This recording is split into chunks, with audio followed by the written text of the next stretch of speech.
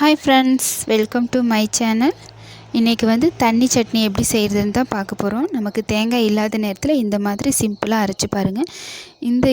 இந்த சட்னி வந்து இட்லி தோசைக்கு வந்து ரொம்ப அருமையாக இருக்கும். அதே நேரத்தில் சீக்கிரமாகவும் இருக்கும், செஞ்சிடலாம், ஈஸியாகவும் இருக்கும். ஸோ வீடியோ பார்க்குறதுக்கு முன்னாடி நம்ம சேனலை சப்ஸ்கிரைப் பண்ணுங்கள், பெல் பட்டனையும் கிளிக் பண்ணுங்கள். ஃபஸ்ட்டு ஒரு கடாயை சூடுபடுத்திட்டு 2 ஸ்பூன் ஆயில் சேர்த்துக்கலாம். எண்ணெய் காஞ்சதையும் அது கூட 10 பல் சின்ன வெங்காயம், 1 பெரிய வெங்காயம் சேர்த்துட்டு 2 பச்சை மிளகாய், 2 பூண்டு இதையும் சேர்த்துட்டு நல்லா வதக்கி விட்டுக்கலாம். நமக்கு கண்ணாடி பதம் வர வரைக்கும் நம்ம நல்லா வதக்கி எடுத்துக்கலாம்.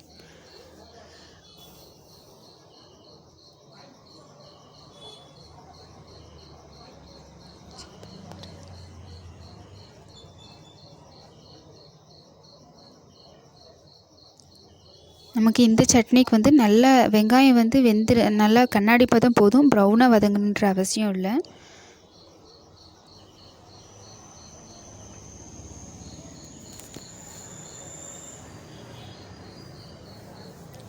இப்போ ஸ்டவ் ஆஃப் பண்ணிவிட்டு நம்ம கருவேப்பிலை ஒரு கொத்து சேர்த்துக்கலாம்.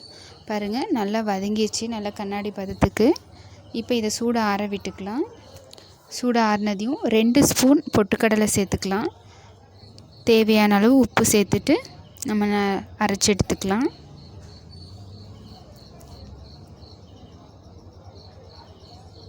பாருங்கள், இந்த அளவுக்கு அரைச்சா போதும். இப்போ இந்த மிக்ஸி ஜாரையும் தனியாக கழுவிட்டு அது கூட தண்ணி சேர்த்துக்கிறேன்.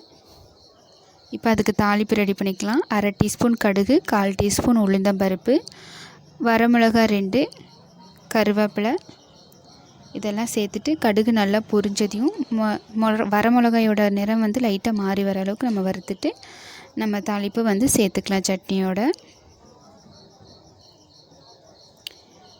இந்த சட்னி வந்து நமக்கு திக்காக இருக்கக்கூடாது, தண்ணி மாதிரி தான் இருக்கணும். பாருங்கள், இந்த அளவுக்கு இருந்தால் போதும்.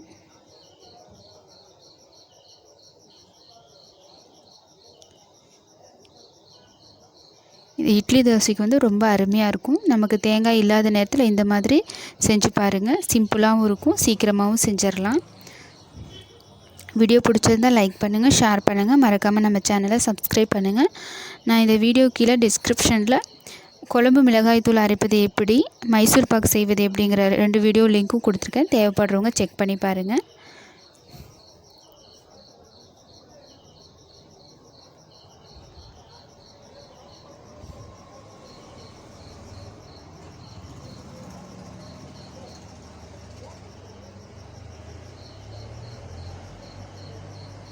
Okay friends, thank you.